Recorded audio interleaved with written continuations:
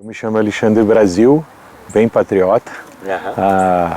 Eu sou engenheiro florestal do milênio passado. Eu me formei em 1999 e procurei especializações na área de economia, política e desenvolvimento socioeconômico na área florestal. Fiz mestrado e doutorado no tema e trabalho com pesquisa e desenvolvimento de estudos, elaboração de projetos para o setor público e privado na área de desenvolvimento florestal. Atuo com uma grande gama de atores, indo desde o comunitário até o grande empresário e o poder público. E o Alexandre é natural daqui de Brasília? Eu sou daqui de Brasília, mas já morei em vários lugares, né? Especialmente na Amazônia, onde a maioria dos meus projetos estão concentrados. Portanto, na Amazônia foi simplesmente por questões laborais? Exato. E as origens da sua família? Meus pais são de Anápolis, Goiás. Portanto, também daqui da região? Daqui da região, do estado. Todos nós somos daqui da região e moramos há longas datas aqui. O Alexandre acompanhou a formação da declaração da proteção da biosfera do Cerrado? Sim, acompanhei alguns dos momentos em que as Nações Unidas desenvolveu diversos projetos no Brasil. Inclusive fui gestor das Nações Unidas do PNUD durante 3 anos e meio com a implementação de diversos projetos relacionados à conservação e desenvolvimento socioeconômico de diversas regiões do país como um todo. Não somente do Cerrado? Não somente o Cerrado, como a Mata Atlântica, ambientes costeiros marinhos e a Amazônia e o Cerrado também. Como é que definiria a importância para o Brasil do Cerrado? Então, como bioma, quero dizer, e também em termos econômicos. Exato. O Cerrado ele é um bioma de grande importância no Brasil, né, e vem crescendo cada vez mais, uma vez que a gente tem a situação que a população brasileira vem crescendo muito nos últimos anos. Se você ver aí, a grande parte dos municípios cresceu aí na ordem dos seus 20% nos últimos 10 anos, a população. E a gente observa que o desenvolvimento econômico formal, ele cresceu 5%. Então, aos indicadores, existe muita informalidade nesse processo. Essas pessoas que estão na informalidade, elas desenvolvem atividades relacionadas ao uso do solo, como agricultura, uso das florestas e coisas associadas, né? O uso da água. E a gente a cada dia mais precisa desenvolver políticas do governo estar mais próximo da população para que esse desenvolvimento venha acontecer de forma ordenada. As pessoas precisam ser vistas dentro do ambiente que elas vivem, né? Então, o Cerrado é considerado um grande celeiro de produção agrícola do Brasil. E dentro desse contexto, a conciliação desses interesses é muito importante. A gente observa uma escala muito grande do uso do solo desordenado. Isso tem diminuído a capacidade, né, do solo e também a oferta de água para a produção. Então, não ter uma conciliação, né, ser tratado de maneiras separadas ou muitas vezes conflituosas, né, não harmoniosas, ele tem provocado danos ao uso do solo. Isso terá repercussões graves quanto às gerações futuras que estão por vir, né? Então, são diversos elementos quanto à água, a biodiversidade, a vegetação, elas são necessárias não somente para o presente, né, para que o desmatamento não continue avançando dentro do próprio Cerrado e para outras regiões do Brasil, mas como para o uso, a saúde das gerações futuras que estão por vir. Vamos então a retomar no princípio e depois vamos a esta questão do equilíbrio entre diferentes interesses e os problemas que surgem à volta da vida econômica e da preservação neste ambiente. Certo. Quando o Alexandre foi incluído dentro deste programa das Nações Unidas, recorda-se qual era a sua impressão e a sua opinião do avanço da área protegida, porque estamos a falar de exatamente finais do milênio passado e princípios deste milênio. Exato. Recorda-se mais ou menos qual era a opinião, o conhecimento que tinha de todo, ou seja, dessa extensão da reserva? Essa é uma boa pergunta. Eu acho que a maioria da população não tem um conhecimento a respeito das áreas protegidas e das reservas no país. Existe essa questão, né, que quando se fala parques ou áreas protegidas, a população de maneira geral remete a questões de usos urbanos, como esse parque que nós estamos aqui, né? Então faltam programas de educação ambiental para que a população de maneira geral venha a entender isto, né? Como elas se inserem dentro deste contexto, né?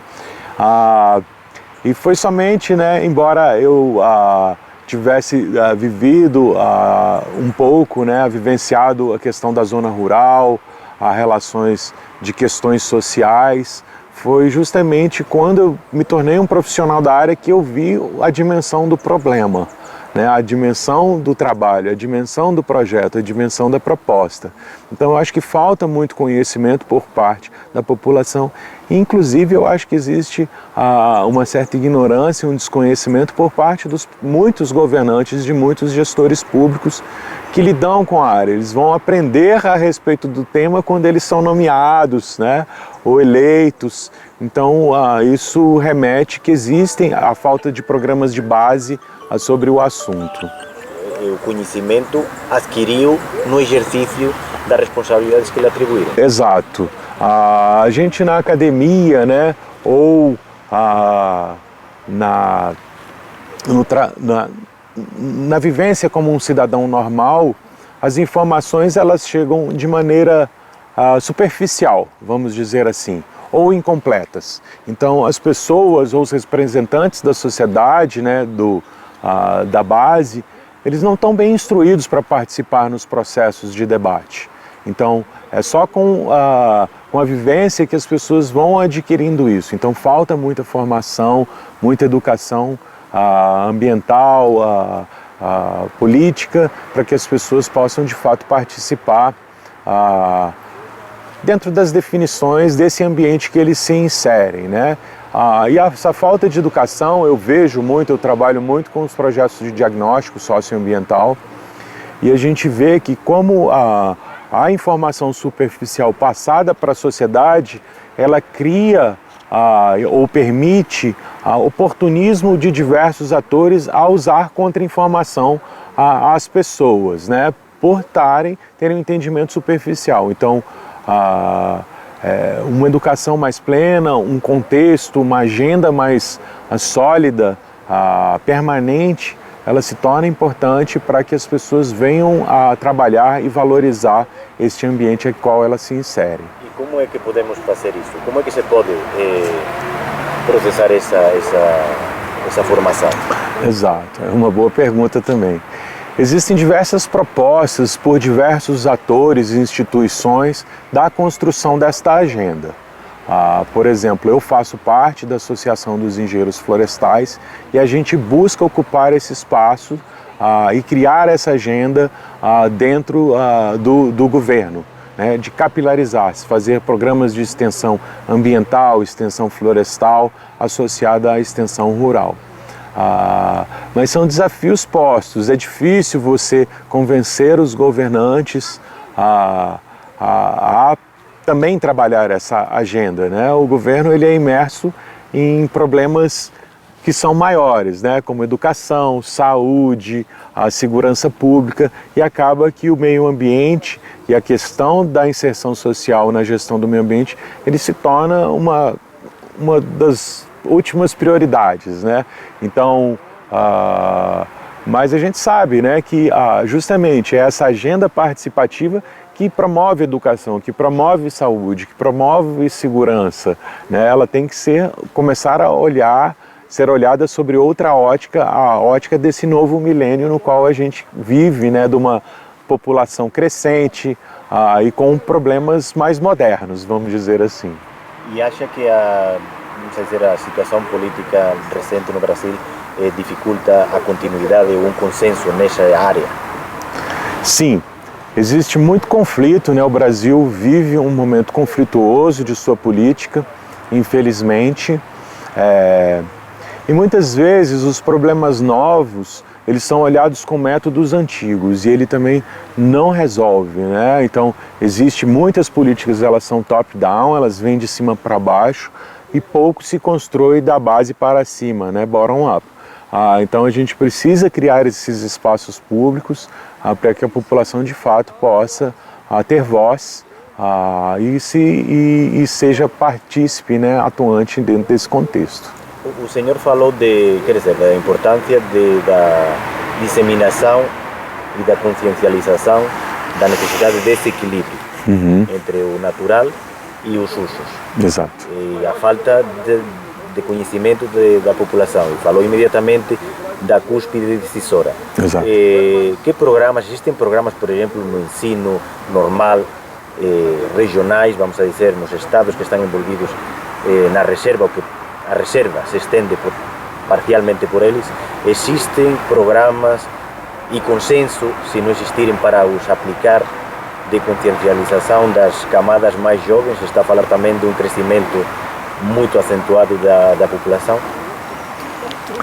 Existem diversos programas de educação, sim, para os jovens,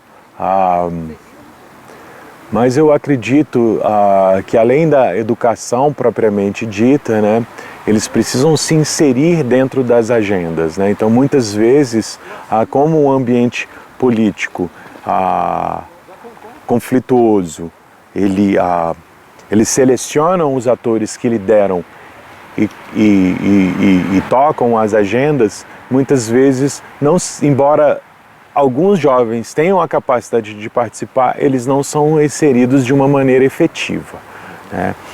Mas eu acredito que também precisam ser trabalhados os adultos, né, os mais idosos, porque o Brasil viveu de paradigmas do desenvolvimento pautado no corte raso da floresta, né?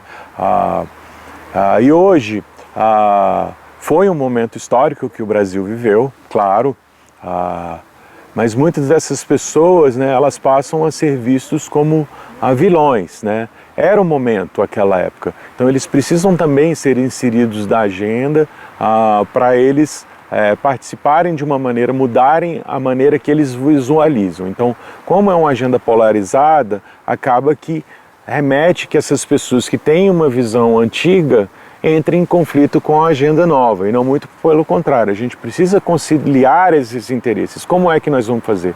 Claro, não é uma resposta simples, né? Mas ela precisa ser feita de alguma maneira.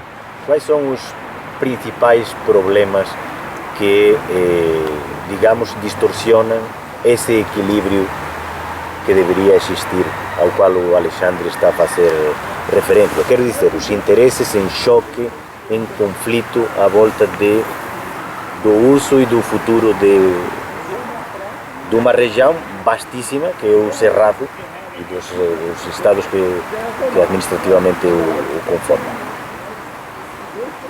Quais são os principais desafios? Os principais problemas, os principais interesses que estão em choque? É outra boa pergunta. Então, essa dinâmica de ocupação do solo, né, o Brasil, ela não é resoluta. Então, há muitas terras não tituladas, então ocupações irregulares, áreas públicas que são invadidas. Então, um ordenamento quanto do uso do solo, ela se faz importante. Então, os zoneamentos ecológicos econômicos, no qual onde você tem áreas de desenvolvimento, as áreas de preservação, as áreas de uso sustentável precisam ser mais claras, né? No Brasil se trata muito os quadradinhos de maneiras distintas, sem ver que elas são na realidade peças de quebra-cabeças a serem unidas, né? E isso é um problema no qual aquele ambiente ele é visto como uma barreira ao desenvolvimento e não como, por exemplo, uma área para que a segurança hídrica ocorra.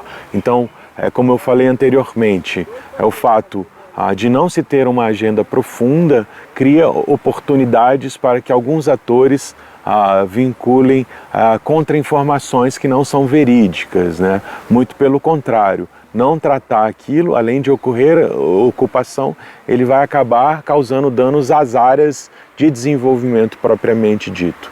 Então eu acredito que aspectos associados à ocupação do uso do solo, à comunicação, à agenda, são problemas que precisam ser trabalhados para que a gente crie essa conciliação em um maior e melhor destinação do uso das nossas áreas. O que considera que é a maior ameaça ao bioma atualmente? O homem... É uma resposta muito genérica. Exato, Que fuja a pergunta. Mas a gente viu o caso este ano, a gente teve uma evidência muito clara de que as chuvas aqui na região elas não ocorreram como de maneira regular. Então já em março, abril, diminuiu muito a quantidade de chuvas daqui e essa chuva, de certo modo, deslocou para o Rio Grande do Sul e para o Nordeste. Então tem chovido muito mais que causou aquela catástrofe no Rio Grande do Sul e no Nordeste. Eu acabei de voltar do Nordeste, muito mais do que períodos históricos. Então existem evidências já muito claras que o uso desordenado do solo tem afetado o nosso clima, né? Ou acelerado para que problemas ocorram. Então, acredito que justamente esse ordenamento, né, a manter coberturas vegetais, a troca da atmosfera com o solo com relação aos ciclos da água, eles se tornam cada vez mais importantes para que a gente evite essas catástrofes, né, como chuvas, deslocamento de chuvas ou a falta de águas dentro do próprio território. O Alexandre falava de visão e se é difícil definir ou fazer um elenco completo de todos os desafios que existem, de todos os interesses comunitários, industriais, agroindústria, outro tipo de elementos que estão aí. Se o Alexandre tivesse a capacidade de projetar uma ideia de equilíbrio entre o econômico, estou falando do Alexandre profissional, né? O Alexandre que conhece, que tem a formação profissional e que também já desempenhou funções e habita aqui, que tipo de equilíbrio como é que se poderia casar o desenvolvimento que dê pão a essa população que cresce e que se quer fixar aqui, e a preservação e não o desequilíbrio? Estava a falar dos aquíferos, estava a falar de outras coisas. Exato. Como é que se pode atingir? O qual seria esse equilíbrio? Mais que como se pode atingir, porque leis se podem aprovar, né? Exato. Mas qual seria esse equilíbrio? Outra boa pergunta aí, difícil de ser respondida. Então, você já colocou bem, né? Essa integração entre o ser humano, meio ambiente, produção rural, indústrias, ela precisa ser melhor especificada, vamos dizer assim. Eu vejo que as políticas públicas, embora a gente tenha uma base legal muito extensa aqui no Brasil, existem diversos dispositivos no qual eles não são regulamentados. Como, por exemplo, incentivos para o uso sustentável da natureza, incentivos para a industrialização de produtos manejados de maneira sustentável. Então o Brasil ainda patina nessas regulamentações, embora se tenha a ideia, ela não se leva à prática. Então acredito que essas sementes, embora plantadas, elas precisam de fato ser materializadas para que essa dinâmica e integração entre os atores eles sejam mais fluidas, elas começam a existir de uma maneira mais efetiva. Então a gente vê desequilíbrios, né? E muitas vezes um ator é demonizado em detrimento de outro a depender de uma visão que existe de um lado da mesa ou de outro, né? Não é bem assim, né? Todos são importantes. Aqui no Brasil isso se chama cadeia de valor. A gente precisa trabalhar esses elementos da cadeia de valor, seus diferentes elos, todos os atores são importantes para que essa corrente no final ela venha se unir e seja difícil de ser quebrada, né? Hoje ela não está unida, ela está solta e este é o que falta, na minha opinião, para que a coisa se realize de uma maneira mais plena. Aqui, por exemplo, os estados vizinhos, à volta do Distrito Federal, né? Goiás, que tem muita produção, por exemplo, de gado. E soja. Gado, a soja, que presumo que maioritariamente será para alimentar o gado. Como é que se pode equilibrar sem danificar a base econômica de uma região desse tamanho? Como é que há que buscar outros complementos? Como é que se pode equilibrar este jogo? Sim, existem diversas maneiras de a gente buscar equilibrar o jogo. Então, o Brasil não é um país que foi pautado no desenvolvimento de base florestal. Embora exista o maior potencial do mundo de ser o maior produtor de base florestal, poucas pessoas sabem como fazer produção florestal. Então, se busca justamente as produções clássicas, a pecuária, né, e os grãos que são consolidados no mercado. Então, a gente sabe que existe uma deficiência na construção, por exemplo, de corredores ecológicos, substituição de materiais, por exemplo, como fósseis, o concreto e o plástico, por produtos de base florestal. Tudo isso é factível no Brasil, existem diversos experimentos que provam isso, existem diversos projetos que mostram.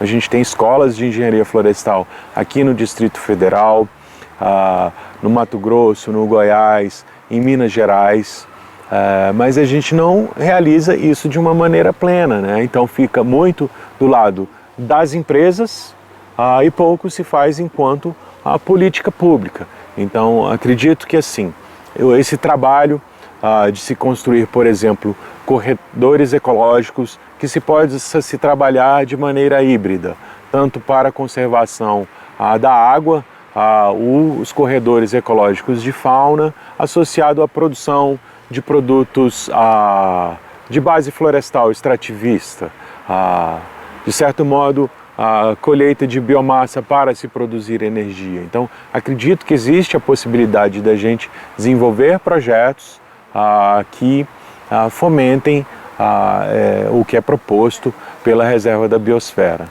E a estrutura política, vamos a dizer, a nível estadual e a nível nacional, onde desde fora se fala da bancada do boi, da bancada de tal coisa, essa estruturação e essa organização representativa por grupos de interesse, grupos de pressão, acha que é possível de alguma forma atingir um entendimento que não signifique que a balança vira esta vez deste lado, imediatamente vira do lado oposto e assim sucessivamente?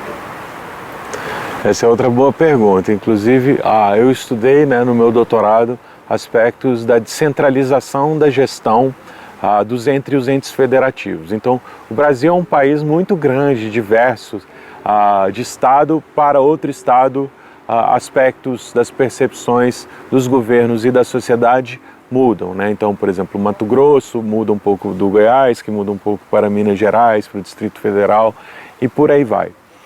Então a descentralização da gestão ambiental e florestal, ela já ocorre há muitas décadas, mas a gente vê que a capacidade da implementação da descentralização por parte dos estados e do município, ela é deficiente. Embora se tenha um interesse, existem diversos projetos que tentam trabalhar essa questão, mas existem problemas como deficiência de técnicos para trabalhar a agenda.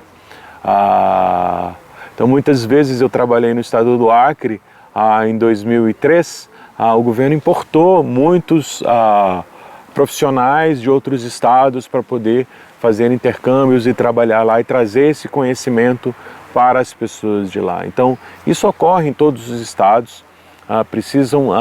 O governo não tem uma capacidade técnica plena para a implementação desses programas.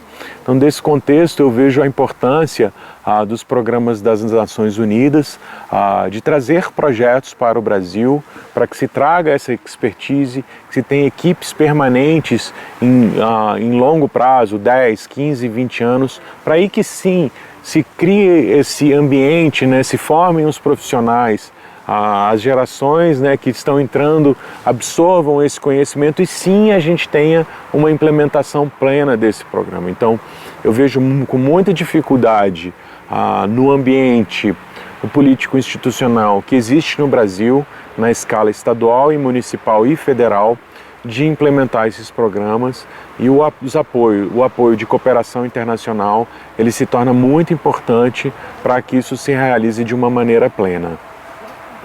Falamos agora vou voltar à questão internacional, mas falamos da questão macro. Certo. Né? A questão econômica, a questão micro, é sabido que em determinadas comunidades entre as comunidades e de determinadas áreas de maior desenvolvimento pujante do Brasil, não é? Que são as produções maiores, são as áreas urbanas, etc. E nas áreas, vamos dizer, mais periféricas, estas comunidades têm índices de desenvolvimento inferiores, como é que, falou também da questão da propriedade, dos usos do solo, como é que se pode também alavancar com estas comunidades o seu próprio desenvolvimento e a preservação e uma espécie de integração e diálogo com essa parte do Brasil mais tecnificado, que às vezes é positivo, outras vezes pode ser menos positivo. Exato. As comunidades, de maneira geral, elas são muito carentes de recursos, né? Então, eu visito muitos projetos, então a gente vê um projeto vizinho ao outro, uma discrepância muito grande de como eles abordam a questão de uso do solo. E como a gente conversou anteriormente, isso está muito relacionado a políticas públicas que são desenvolvidas em escalas municipais ou estaduais. Então, por exemplo, você vê uma comunidade que ela é assistida, então ela tem máquinas, por exemplo, para fazer o plantio direto. Então ela, ao invés de estar abrindo novas áreas, o produtor utiliza 4 tarefas e ele mantém aquela renda que ele necessita para a sobrevivência dele. Enquanto outros que não têm a tecnologia ou equipamentos ou assistência rural, eles ficam ano a ano com o declínio da produtividade da área deles, eles trabalham numa coivara, ele vai sempre abrindo novas áreas, então ele precisa de um território, vamos dizer aí, 5 a 10 vezes maior do que outros que utilizam com o acesso a máquinas e a projetos. Outro problema que também é muito grave dentro desse contexto é a falta de mecanismos para escoamento da produção e mecanismos para a compra da produção, né? Então, esses atores, eles, em maioria dos casos, eles são reféns de intermediários, no qual existem intermediários bons e intermediários ruins. Então, alguns pagam bem pela produção, mas outros usurpam do pagamento para essas pessoas, né? Então, geralmente, os que mais carecem são os que mais, e muitos são usurpados, né? Então recebem menos, então vivem em condição de miséria profunda, né? Então esses projetos, né, esses programas, essas políticas públicas, elas precisam ser aperfeiçoadas, serem olhadas de uma maneira em escala territorial, como a gente colocou, né? Então tem uma macro, a política, mas ela precisa ser olhada no micro e ver essas discrepâncias que existem no território para que ela seja melhor implementada. Não há fomento, por exemplo, de programas tutelados e que tenham umas diretrizes comuns, porque estamos a falar antes da descentralização das decisões e agora está a falar de diferentes projetos com orientações completamente distintas. Não existe uma possibilidade de diálogo, de análise de resultados para tentar reproduzir projetos que resultam, projetos que resultam mais, projetos que resultam menos, e outra isso por uma parte, e por outra parte acha que as comunidades em relação ao bioma vivem em equilíbrio ou estão por essas deficiências técnicas em uma situação, vamos a dizer, de desequilíbrio também? Outra boa pergunta. Eu vejo 3 paradigmas dentro da pergunta que você fez. A primeira delas é que muitas vezes a metodologia, né, ela requer que você tenha uma experiência prévia na implementação de projetos. Então, existe um paradigma que se chama sucesso aos que têm sucesso.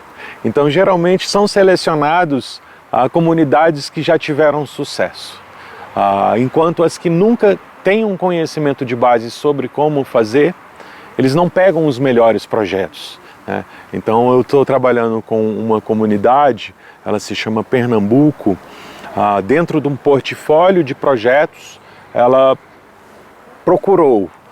está procurando a suinocultura, que é trabalhar com porcos, porque é o projeto menos demandado por porco, porque aí ela sim terá uma chance de inserir no sistema.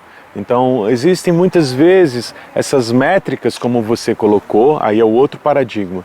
Na minha interpretação, elas não são claras e tampouco são utilizadas para a definição desses processos de decisão, né? Então, uma comunidade ela precisa trabalhar um portfólio de produtos, não é só a suinocultura. Como é que nós vamos trabalhar todos, né? Então a métrica ela precisa ser melhor desenvolvida. É claro que não é só a produção propriamente dita, você precisa trabalhar aspectos associados à organização social, o empreendedorismo, a coletividade, as vendas, a comercialização, mas as métricas, na minha opinião, elas precisam ser melhoradas desses programas e não ter o viés de selecionar apenas os que têm conhecimento. Dar oportunidade a todos é muito importante.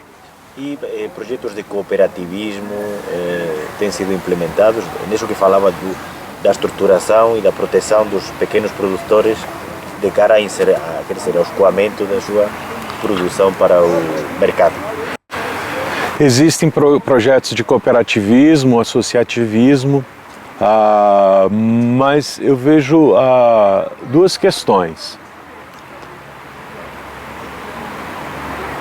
Muitos programas eles são fomentados pelo terceiro setor, pelas ONGs, alguns pelo poder público e alguns até pelo setor privado.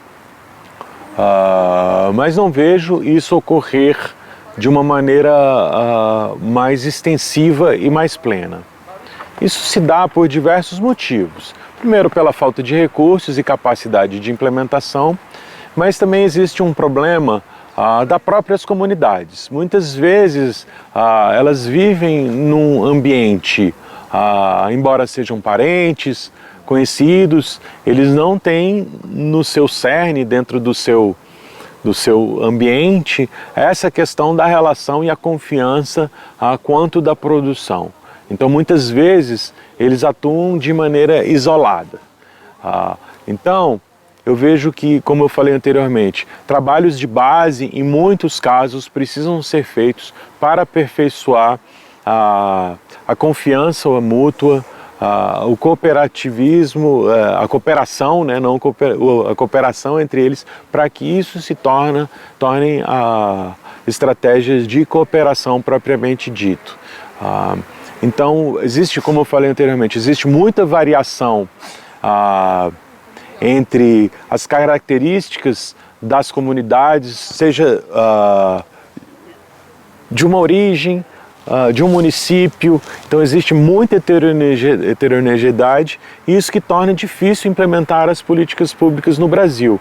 Se trabalha com um ambiente muito difuso e diverso, né? E acaba se focando em alguns grupos em detrimento de outros. Então eu vejo que os trabalhos de base, eles são muito importantes, e muitas vezes, dentro desse contexto, os problemas se dão por ordem que iniciam questões associadas à segurança alimentar, à segurança pública. Então, já é sabido que dentro de muitas comunidades, por exemplo, existe furto da produção. Então, muitas às vezes estão produzindo, mas chegam pessoas e furtam a produção. Então, ele fica desmotivado. Como é que a gente vai trabalhar todos esses problemas que as comunidades vivem para que ela, de fato, trabalhe em prol daquilo, né? Então, muitas vezes, ele desiste de produzir. Eu sou sempre furtado. Se eu não estou aqui, ou eu sofro ameaça, alguém vem e rouba. Eu sofro pressão de pessoas querendo vir comprar minha terra. Então, são problemas de ordens diversos que precisam ser trabalhadas, né? Então, se ele tem a segurança alimentar, da logística, do escoamento da produção, que ele vai ter o apoio de algum ator para aquela produção, para a compra daquele produto, a gente começa a mudar esse paradigma que muitas vezes é negativo. Eu acredito que existe uma predominância do paradigma negativo. E que modelo, está a falar da enorme diversidade, nestas áreas comunitárias deu vários dados, falou de um crescimento da ordem de 20% da população, enquanto que o crescimento, vamos dizer, da produção, do valor, é de apenas do 5%, o destino das camadas mais jovens, assim sendo, será que a imigração, como é que se pode reter essas pessoas nos locais? Tem que se orientar mais para o mercado, tem que combinar com uma maior, ou seja, economia de autoprodução, produção para si próprios. Que papel pode correr aqui, jogar aqui, por exemplo, o turismo, este tipo de coisas associadas também a questões da natureza? Essa é outra boa pergunta. A gente vive outro paradigma, que é um dilema intergeracional. Nessa era de internet, muita comunicação, muitas informações ruins, muita cultura superficial, os jovens têm sido induzidos a se inserir nesse universo, né? Então, muitos não têm mais o interesse de trabalhar a produção rural, ou mesmo de manter a cultura dos seus antepassados. Então, eu acredito que o projeto, essas políticas, elas precisam associar esse conhecimento, valorizar a cultura, a produção local, e a segurança, como a gente falou, da produção, do escoamento, da comercialização, ele traz um pouco disso, porque essas pessoas, esses jovens, e muitos eles vêm para os subúrbios das grandes cidades, e eles vivem uma condição de muita miséria, pior do que se eles tivessem ficado no local de origem. Então, se ele começa a perceber que no local de origem ele tem a capacidade de ter receita, se ele é aceito, se ele pode produzir, e que ele possa também ter aspectos associados a essa nova cultura, como ter um acesso à internet, que a produção rural ela é bela, ela tem valor, ela tem diversos elementos de dignidade.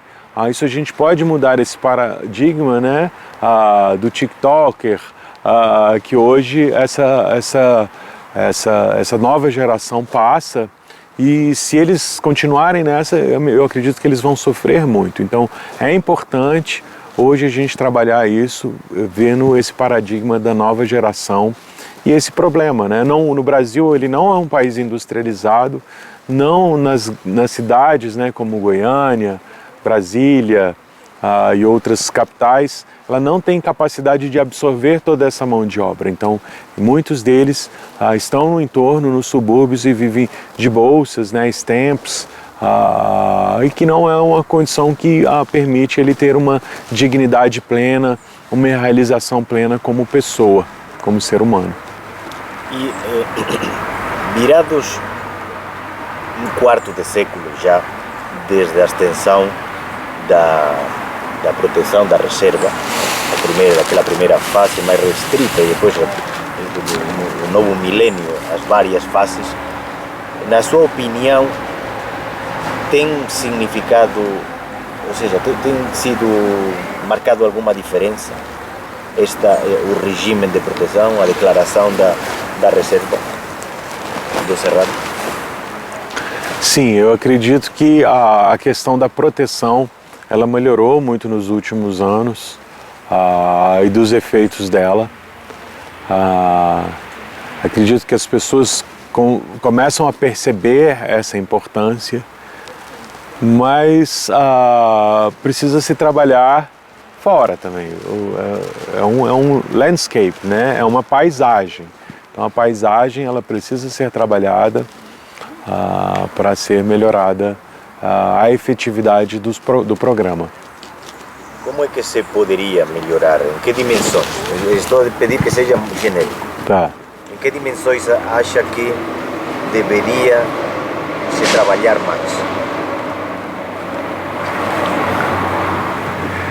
Olha, eu acho que no nível, como eu falei anteriormente, no nível meso e no nível micro, eles são mais importantes. O Brasil ele já possui uma legislação super robusta para que os programas relacionados à reserva da biosfera venham a se inserir. Então, a gente precisa trabalhar essa especificidade do nível meso, de como ela vai ser implementada, a busca de recursos, elaboração de programas, elaboração de projetos e trazer isso para a base. O senhor falou também de, vamos dizer assim, se eu interpretei bem, de vícios, às vezes com políticas que pretendem o bem, mas há determinados elementos que se aproveitam daquilo, o que se acolhem a determinada ajuda ou determinada orientação, distorcendo o fim último. Pode dar algum exemplo desse tipo de fenômeno? Genericamente também, quero dizer. Eu estou trabalhando mais específico no caso da Amazônia. E tem um caso também que a gente está trabalhando que é, embora na Amazônia ele é relacionado ao Cerrado. Então eu trabalho muito com concessões de áreas públicas para ser feito o manejo florestal. E agora nós estamos trabalhando um projeto de uma área pública para ser feito plantio florestal, a recuperação florestal. Muitos projetos públicos, eles buscam desenvolver esses territórios e as comunidades do entorno desses territórios, eles tendem a se beneficiar ou se beneficiam de certo modo desses projetos. Então, a ausência do poder público por muitos anos desse território leva a haver ceticismo quanto às pessoas quando você vai apresentar esses projetos. Então eles falam, eu não acredito, o poder público não esteve aqui, então eu não vou participar, e o grupo se fecha a participação para que esses projetos se insiram. Ou muitas vezes, quando os projetos começam a ser implementados, As pessoas começam a ver com maus olhos aquele projeto, mas elas não entendem direito o que é, né, do que se trata, como ela pode se beneficiar. Então, por exemplo, muitas vezes esses projetos prevê a alocação de recursos em projetos para as comunidades. Passam-se 5, 10 anos que aquela comunidade não acesse aquele recurso para elaborar projetos. Então existem então às vezes, né, um projeto específico na região de Saracataquera, o governo contratou uma universidade local para se aproximar dessas comunidades para que elas possam se inserir no projeto. Mas isso se passaram vários anos até que isso ocorra. Então, como você cria, é uma pergunta, uma dinâmica para que desde o começo você venha quebrar esses problemas que existem de interpretação. Muitas vezes são próprios atores locais que ficam, alguns querem, outros não querem. Então acabam que o que não quer, ele fala mais alto e inibe o que quer, né? Então acabam que muitos atores dentro do contexto são oprimidos e vozes são caladas dentro desses contextos. Então, como se cria uma dinâmica que não crie oportunismo ou elementos para que uma dinâmica favorável aos projetos que existam venham a ocorrer, né? Então muitas vezes a política macro ela existe. E a meso também, mas alguns componentes da meso elas não são implementadas ou elas precisam ser trabalhadas de uma maneira diferente a depender da comunidade. E vamos a falar agora a nível nacional e depois internacional. No Brasil existem diferentes áreas preservadas ou protegidas que são, obviamente, a Amazônia, não na sua totalidade, mas em uma parte também reserva, não é? É o mais reconhecível. Tem a Mata Atlântica. Acha que a visibilidade do Cerrado a nível nacional, estou a dizer, a importância da reserva do Cerrado está ao mesmo nível? Ou digamos que há diferentes percepções ou de conhecimentos, por exemplo, de que se está inserto o que existe esta área protegida? Existem diferenças da interpretação e conhecimento da importância das diferentes reservas e dos biomas. Então, hoje se fala mais, até pouco tempo atrás, da Amazônia, da importância da Amazônia, mas hoje tem começado a ser noticiado cada vez mais a importância do Pantanal e do Cerrado, da Mata Atlântica. Acredito que a comunicação e a importância, né, a respeito da importância dessas reservas, ela tem sido aumentada. Mas essa questão de que existem, se dá mais voz ou se comunica mais sobre um elemento do Brasil, ela existe. E a nível internacional, falou das chuvas que tinham acontecido de forma torrencial, catastróficas no sul do Brasil e também na zona do Nordeste. Digamos que são resultado de um fenômeno global, que são estas alterações climáticas. Acha que a comunidade internacional deveria olhar, ou poderia se encontrar formas de que internacionalmente se ajude ao Brasil a essa preservação? Acredito que existem mecanismos, sim, de que a comunidade internacional possa apoiar.